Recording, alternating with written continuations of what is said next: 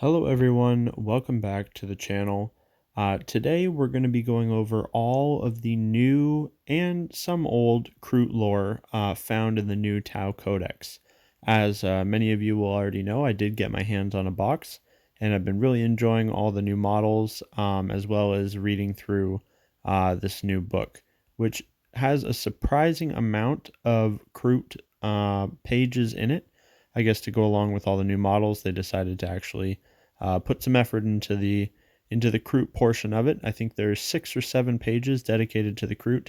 The rest is all that yucky Tau nonsense, those filthy blue skins. But we won't worry about that today. It's just our good old bird boys. So without further ado, let's get in and start talking about what all this book has in store for us. So right off the bat, we are treated to just kind of a general refresher on who the Kroot are and what their role is in the Tau Empire. We get a little blurb about how the Kroot are the most common allies of the Tau Empire, of course, and it actually goes to specifically say that there are billions of them, many billions of them, serving the Tau Empire. I don't know if we've ever heard any sort of a rough estimate on Kroot numbers before. We usually only see them in small groups or, like a small force of them attached to a larger Tau army. But that seems to, imply that there's actually quite a lot of them. That's, a large population of Kroot. But anyway, it just goes on to say, the general lore with the Kroot is that their home system and their home world of Pech was under siege by a orc fleet. A Tau exploratory fleet happened to come upon it, and seeing what was happening, they jumped to the defense of the Kroot, and the combined arms of the two forces were able to defeat the orcs. And from that day forward, the Kroot have always pledged to assist the Tau. It does say in here that they do still define themselves as mercenaries. They are still paid by the Tau to fight for them, work for them. Their alliance goes deeper than that. They will never eat the Tau, and they will, no matter what, they will never go back on the Tau. They will never fight against the Tau, but they do still see it as them working for the Tau, as opposed to just being like wholly on board with absolutely everything to do with the Tau Empire, which I think is an important distinction from some of the other races that work closely with the Tau. As it's like these guys are their oldest allies, but they do still keep their space and their distance in a way.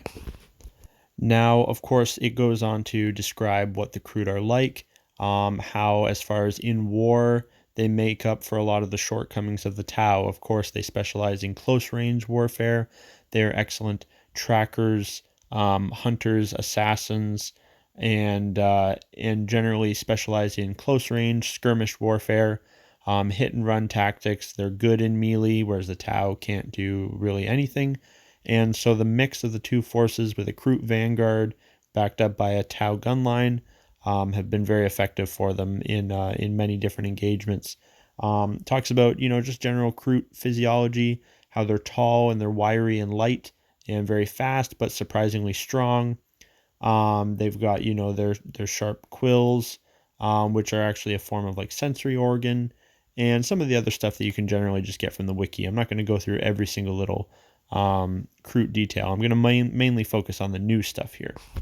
Now, one of the parts that, at least as far as I'm aware, is new, it may have been mentioned before, but I haven't seen it, and I know I've read through the Kroot wiki a fair few times, but it's where they actually are calling how the Kroot absorb the genetic material through what they eat, the different prey or the different enemies that they fight. When they consume their flesh, they take on a portion of that DNA into themselves. They call that strands, and the strands are extremely important to the Kroot because it affects their entire evolution going forward. If you have a band of Kroot and they eat too many orcs, they will start really developing heavy orc traits for good or for ill.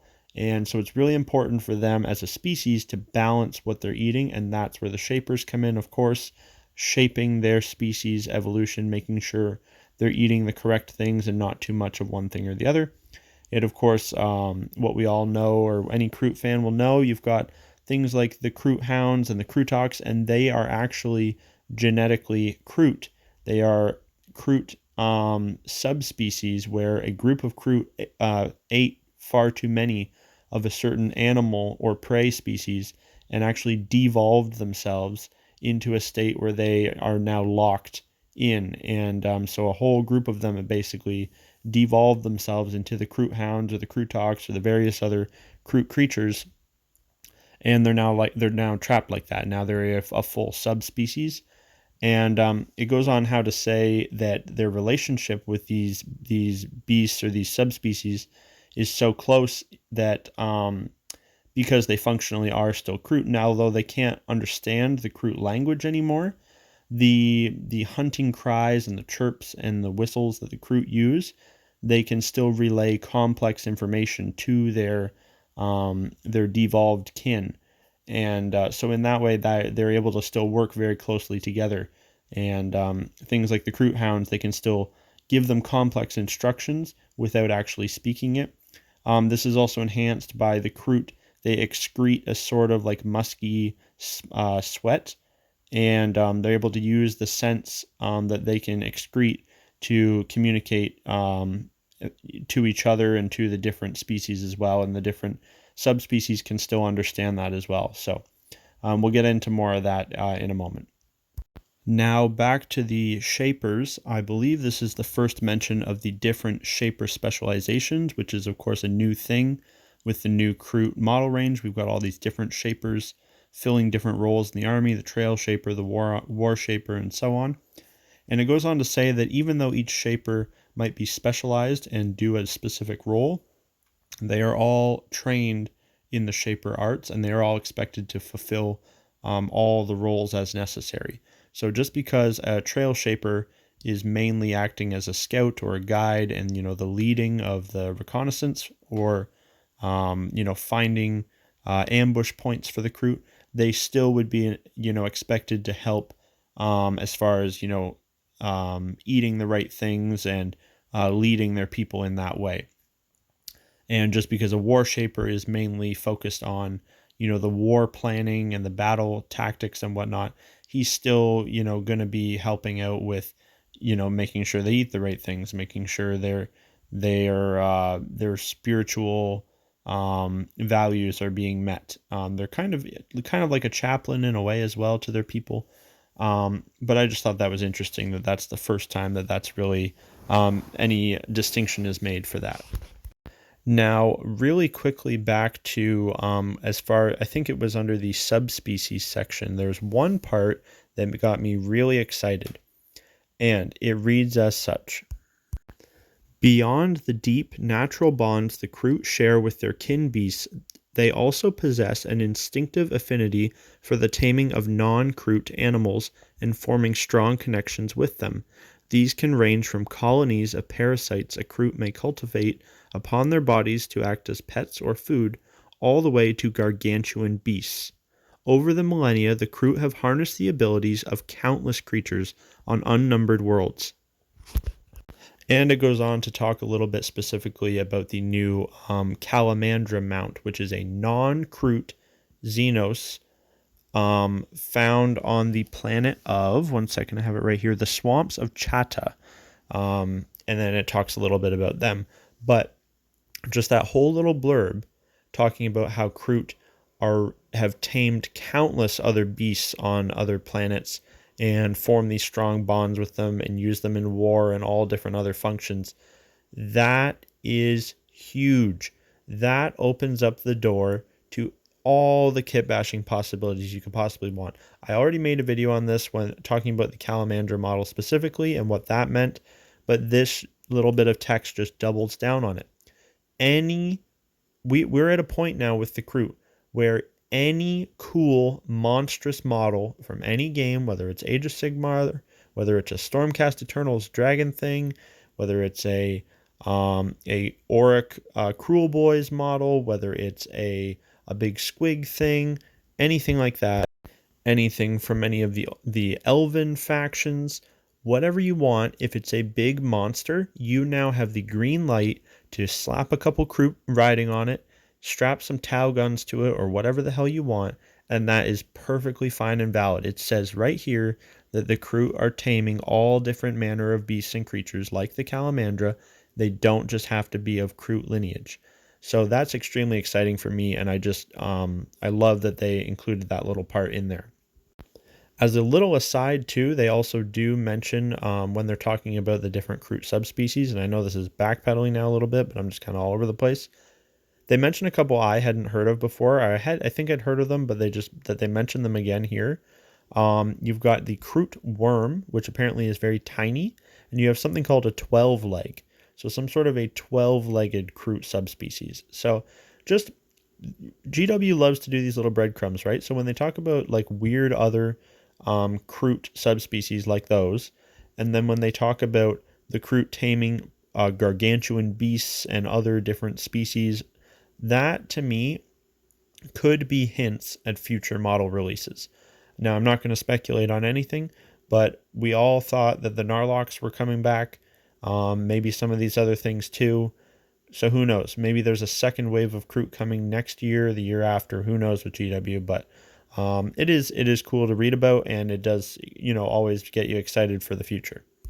Now, I'd like to end this video where they have all these little kind of sidebar texts where they're like just a little paragraph or a couple sentences. One of them is longer, and these are like specific examples of like cool Kroot things. And then there's also a big bit like about the Pech system, like the Kroot home system.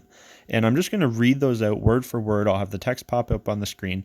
There's one more part of this that I'm going to save for another video just because it'll take me a long while. And that is like a Kroot short story that's 2 full pages long. And I'm going to read that and try to make that cool for you guys. So that'll be another video coming out like next week or something. But yeah, for now, I'm just going to read all these cool little bits of lore that I hadn't read yet.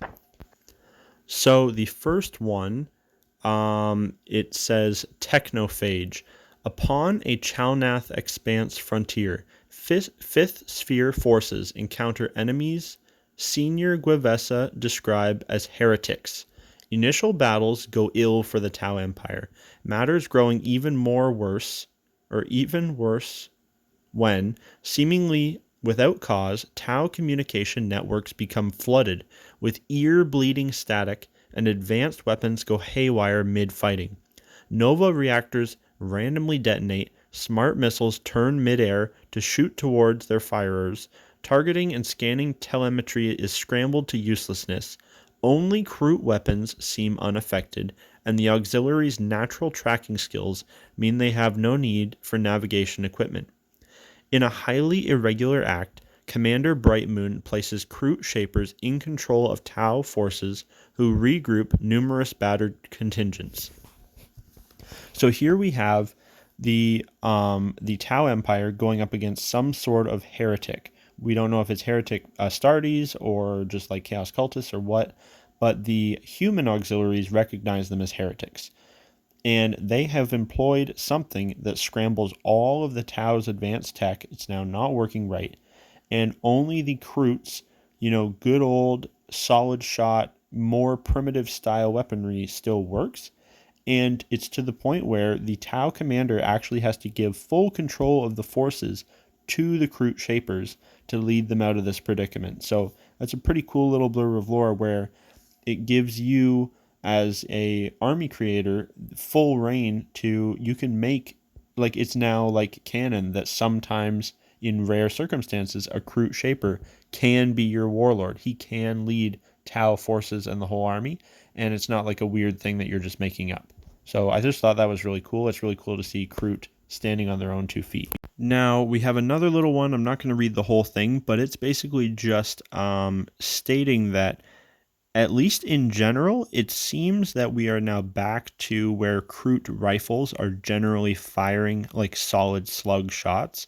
In previous artwork and previous editions, it had been said that the Tau like upgraded their weaponry for them, and it generally seemed like they were firing like similar sort of like plasma or laser shot, similar to Tau weapons.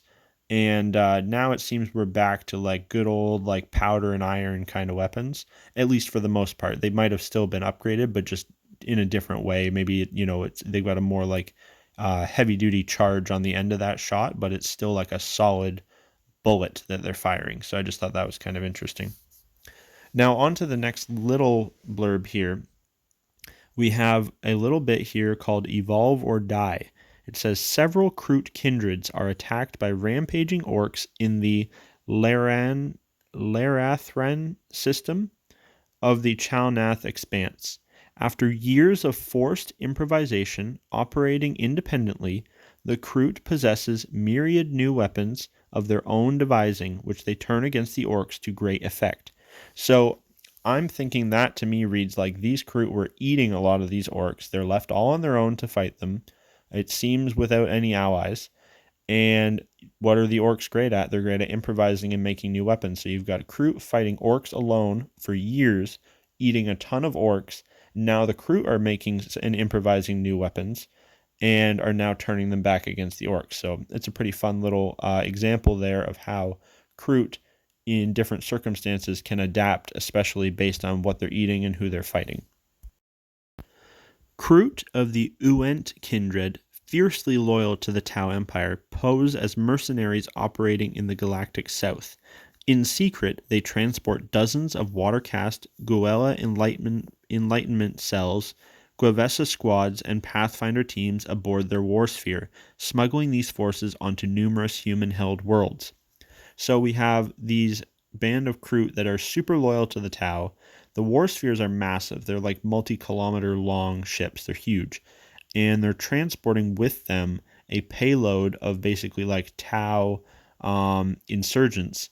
And when they're going and working for like various, human outposts or colonies or whatever, they're going to be dropping these guys off in secret.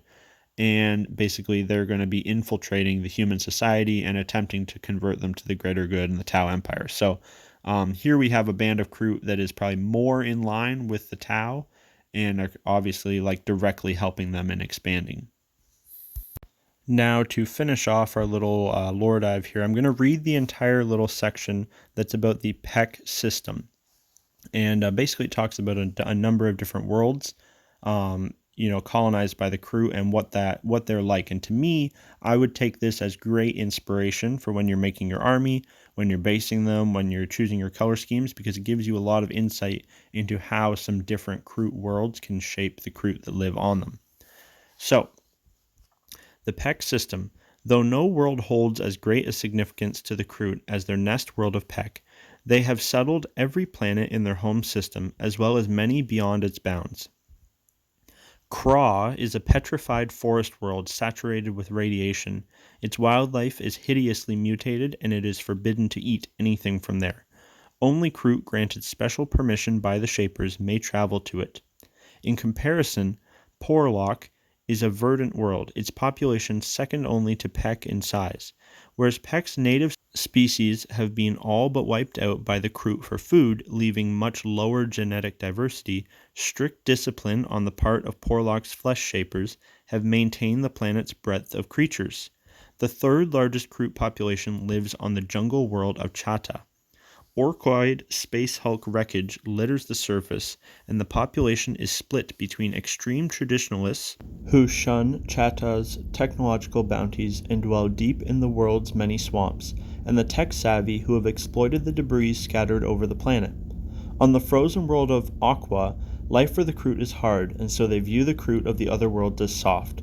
Their planet is heavily polluted, rich in harsh fuel chemicals which the Kroot work tirelessly to tap for their own needs, with little care for Aqua itself. The entirely artificial planetoid of Nakoa Miss was not created by the Kroot.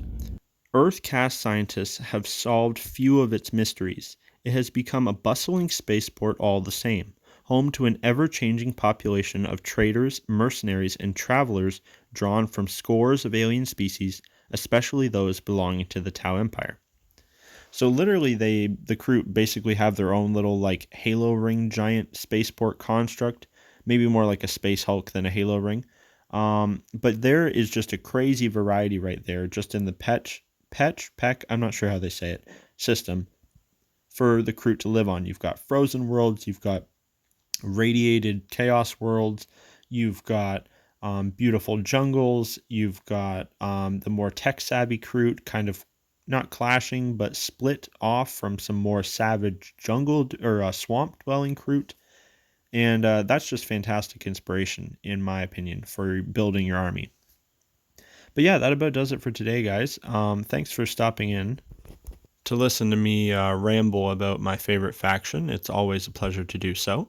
Don't forget to check out the channel sponsor, Lord of Skulls. He's doing an insane giveaway right now where he's giving away an entire custom painted Warhound Titan. So check that out. And if you want anything from his store, make sure you use my discount code down below. Don't forget to check out the Patreon. I post all my new work in progress stuff, including new Kitbashed Kroot there. And it's just a great way to support the channel for about the price of a coffee. So yeah, that's about it for now. And I'll see you guys next week for, I guess, part 2 of the new Tau Codex Kroot lore. Bye for now.